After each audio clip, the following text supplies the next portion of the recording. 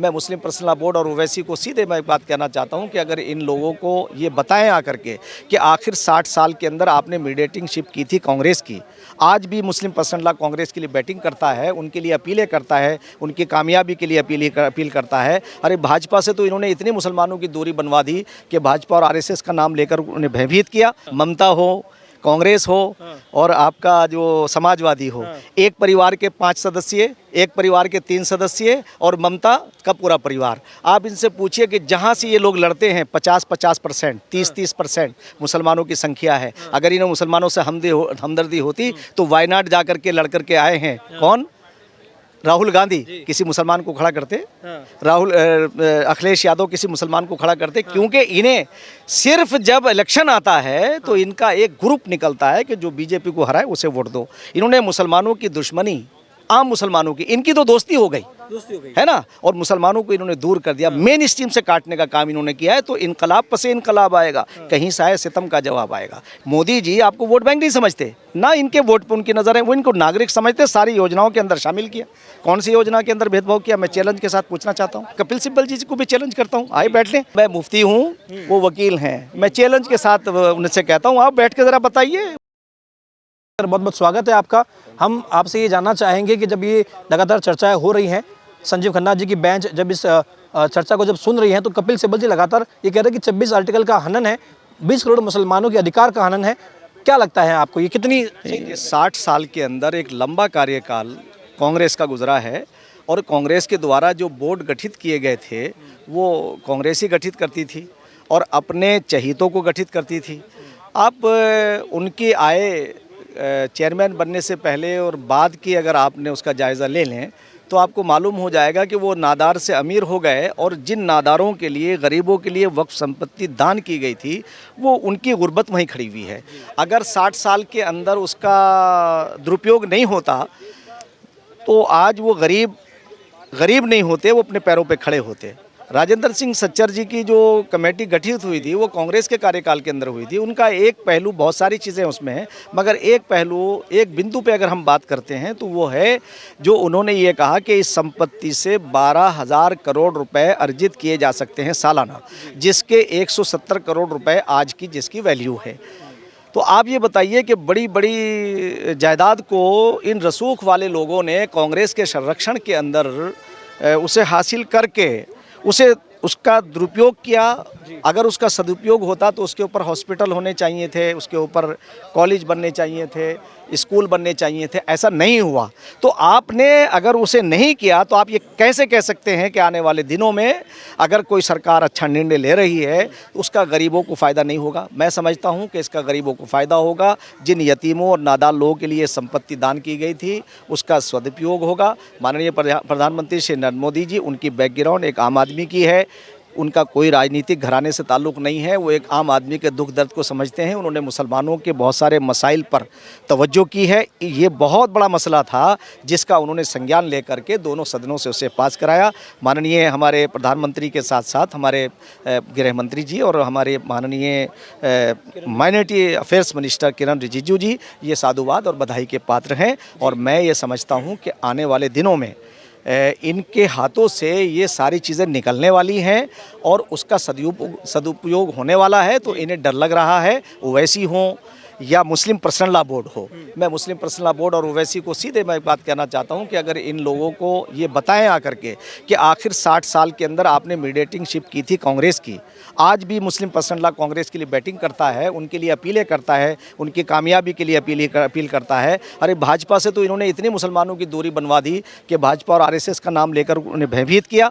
मैं समझता हूँ कि भाजपा ने आकर के उनके प्रधानमंत्री, उनके मुख्यमंत्री, मैं उत्तराखंड राज्य से हूँ, मदरसा बोर्ड का एजुकेशन बोर्ड का अध्यक्ष होने के नाते माननीय मुख्यमंत्री श्री पुष्कर सिंह धामी जी बगैर किसी भेदभाव के तमाम वर्गों को साथ लेके चल रहे हैं, और मदरसों को गुणवत्तापूर्ण एजुकेशन से लैस करके जो हमने एनसीईआरटी लागू किया है, तो आने वाले दिनों में जो पीछे खड़े कर लेते हैं उन मदरसों के छात्र और छात्राओं को या उन मौलवियों को, ये पीछे नहीं खड़ा कर पाएंगे। और ये प्रधानमंत्री ने एक ऐसा संग मील के तौर से ये साबित होगा जो उन्होंने ये कानून लेकर के आए हैं, कि मुझे पूरी आशा है कि माननीय सुप्रीम कोर्ट, उच्चतम न्यायालय, सर्वोच्च न्यायालय जो है वो इसका संज्ञान भी लेगा कि इन्होंने उसका, और इनसे हिसाब भी लेना चाहिए। जी, मामला सुप्रीम कोर्ट में है अभी भी, लेकिन जो बयानबाजी देखिए, जब प्रधानमंत्री मुसलमानों से ये अपील करते हैं कि जो गरीब और यतीम मुसलमान है उसे आज तक 94 से लेकर आज तक कोई बेनिफिट नहीं मिला है वक्फ बोर्ड से, अब मिलेगा, चूंकि संशोधन जो है ये हो चुका है तो अब फायदा मिलेगा।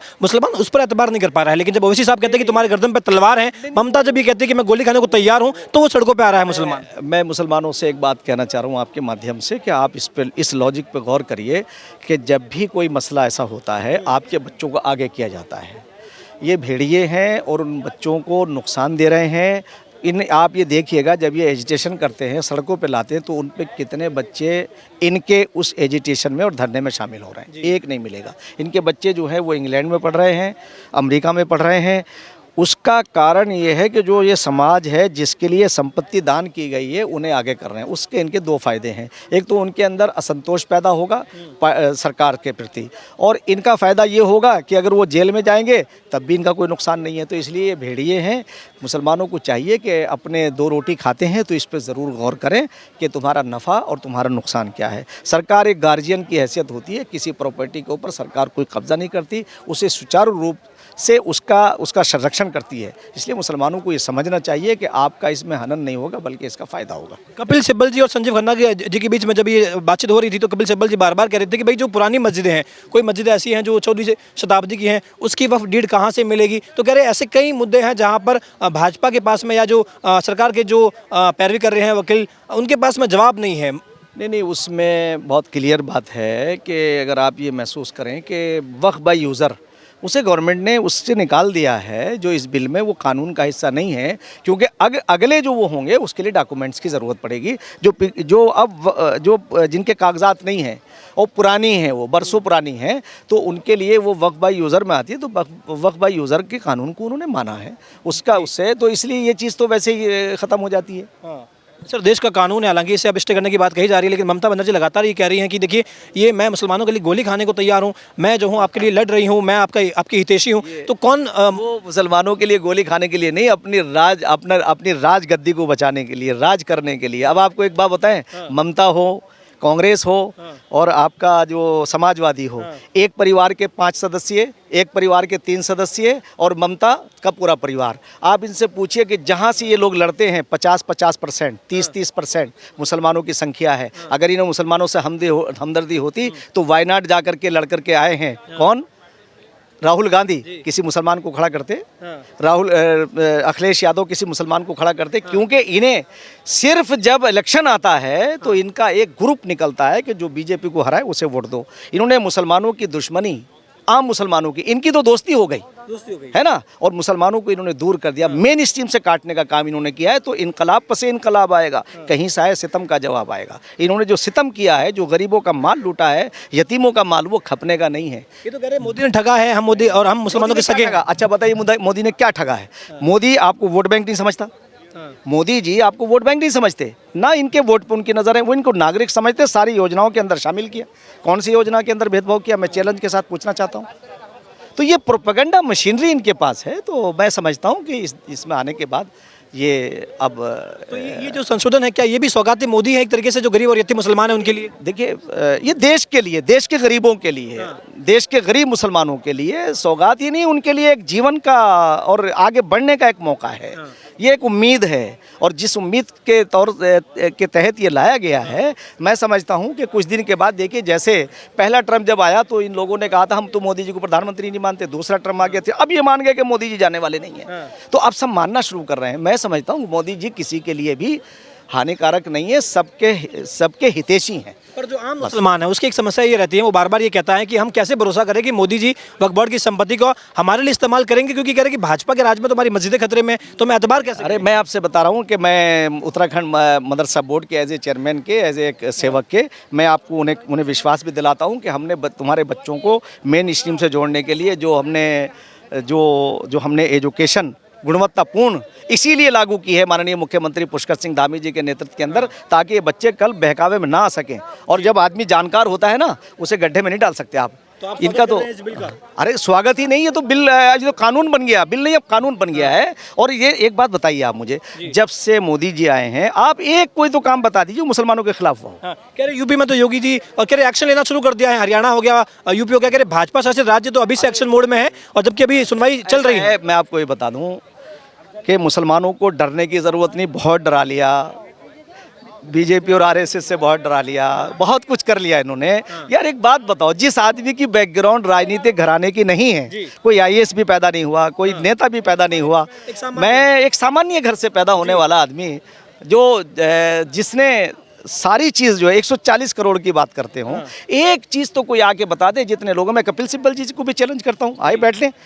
अगर वो, मैं भी यार ऐसा है ना, मेरी जो क्वालिफिकेशन है वो मैं मुफ्ती हूँ, वो वकील हैं, मैं चैलेंज के साथ उनसे कहता हूँ आप बैठ के ज़रा बताइए। वो भी क्योंकि कांग्रेस में कैबिनेट रहे हैं, है ना। अगर वो कितने, पता आपको 10 साल कैबिनेट में रहे वो या उससे ज़्यादा, अगर वो चाहते तो एजुकेशन मिनिस्टर रहे हैं, वो मुसलमानों के लिए एजुकेशन का काम करते।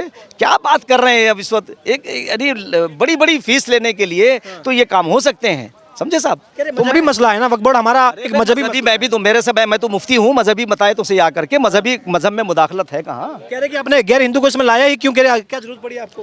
नहीं, गैर हिंदू की बात, गैर मुस्लिम, नहीं, गैर मुस्लिम की बात में मैं आपको बताऊं कि जो लोग ये बात कर रहे हैं, देखिए मैं सिस्टम से जुड़ा हुआ हूँ, मैं मदरसा बोर्ड का चेयरमैन हूँ, हमारे एक हमारे सचिव महोदय होते हैं, डायरेक्टर होते हैं, डिप्टी डायरेक्टर होते हैं, उनमें ज़रूरी नहीं कि मुसलमान होंगे, उसमें ज़रूरी नहीं है कि उसमें जो है आपका जो क्लर्क है वो मुसलमान होगा।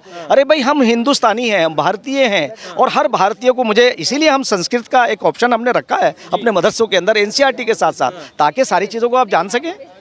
अरे जानिए ना, आपको उर्दू भी आनी चाहिए, आपको अरबी भी आनी चाहिए, मौलवी को संस्कृत आनी चाहिए और पंडित को अरबी आनी चाहिए, सारे मसले हल हो जाएंगे। और यही इस सरकार के अंदर होगा। ये लोग जो हैं अभी बहुत दिन तक देखेंगे कि देश दुनिया का नेतृत्व करेगा। कपिल सिब्बल साहब जो है वो डीएम की पावर को कंट्रोल करने की बात कर रहे हैं, वो कह रहे हैं कि कंट्रोल होना चाहिए। डीएम पे भी मैं आपको बताऊँ, बहुत शॉर्ट आपको बताता हूँ कि डीएम एक पूरे ज़िले का संरक्षण करता है। वो रेवेन्यू, यानी कलेक्टर जो उसे कहते हैं, कलेक्टर और मजिस्ट्रेट इसलिए होता है कि वो दोनों चीज़ों को कंट्रोल करता है नहीं।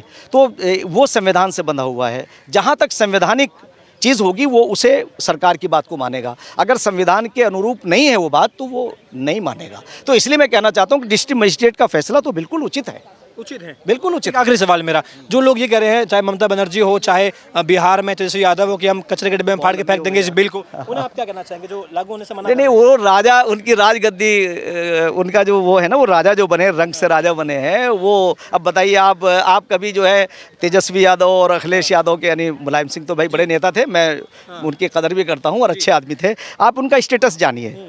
उन्हें राजा बना दिया और मुसलमानों के वोटों से राजा बने हैं, है ना। मुसलमानों ने राजा बनाया, जैसे मैंने अभी कहा कि वायनाड से गए 80% मुसलमान हैं, तो राहुल गांधी किसी मुसलमान को नहीं भेज सकते थे। और बीजेपी के लिए इन्होंने ऐसी बैकग्राउंड बना दी कि अगर कोई खड़ा होता तो कहते कि जो बीजेपी को हराए उसे वोट दो। क्यों? ये इनके मीडिएटर हैं।